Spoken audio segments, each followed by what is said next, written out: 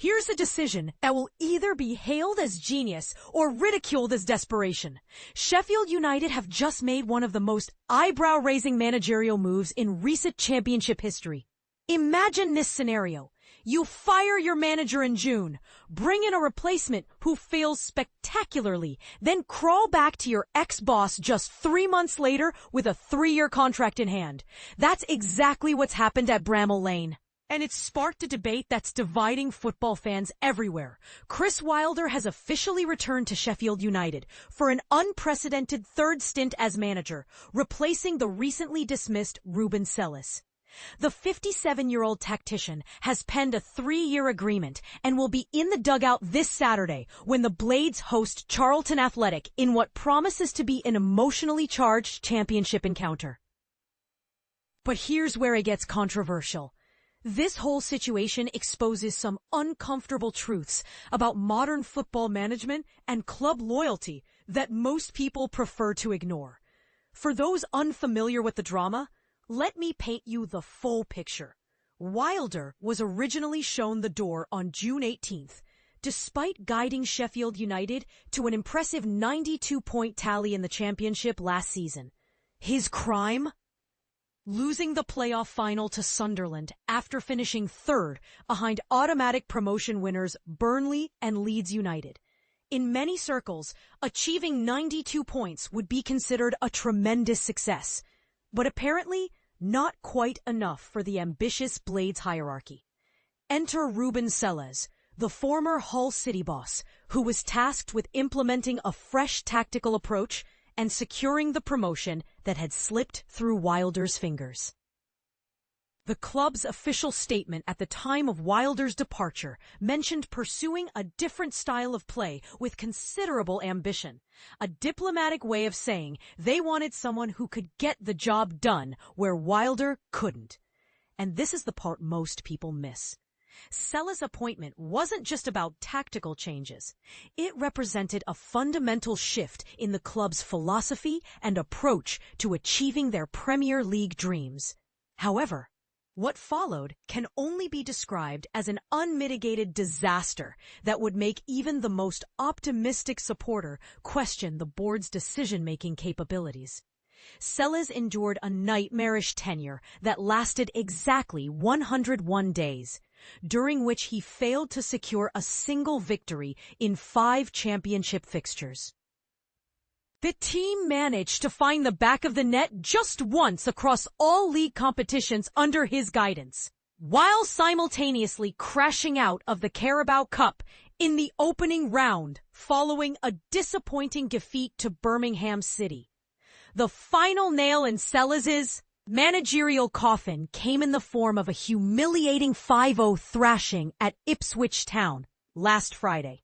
A result so devastating that it left Sheffield United languishing at the bottom of the championship table with 0 points and 0 hope. Now here's where the controversy really heats up.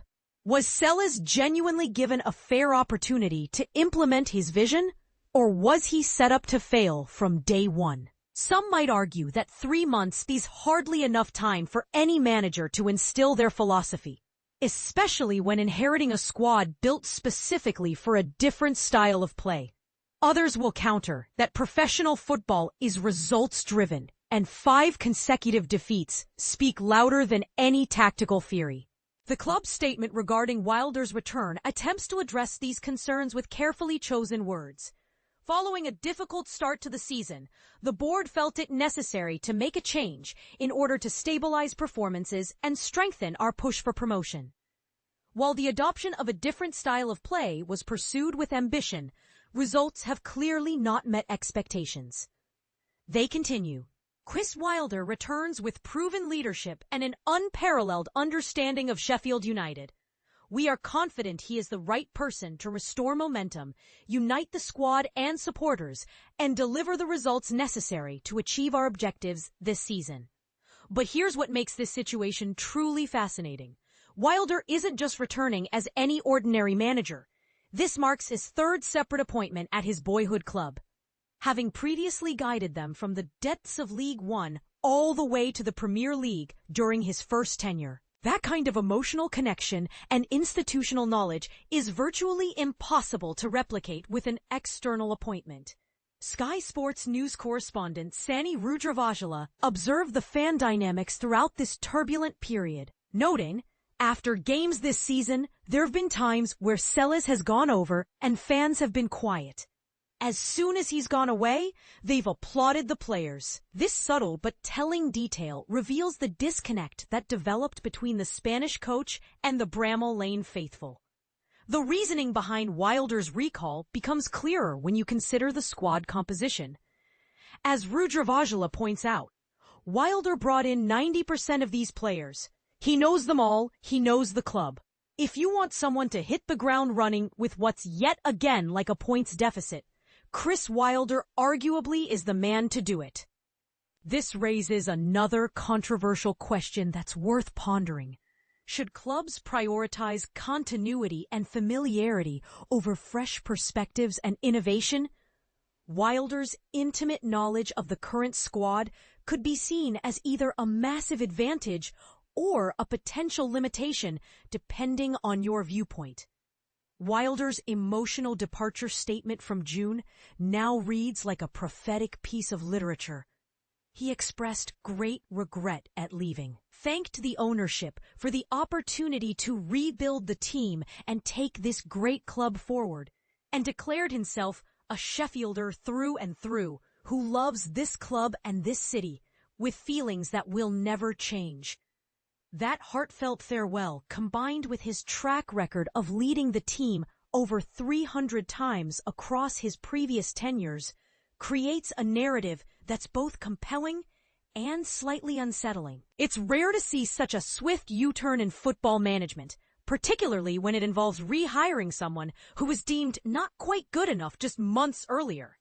Wilder is scheduled to face the media at 2:30 p.m. on Tuesday, where he'll undoubtedly be questioned about this unprecedented situation and his plans for salvaging what currently appears to be a disastrous campaign. The broader implications of this appointment extend far beyond Sheffield United's immediate promotion ambitions.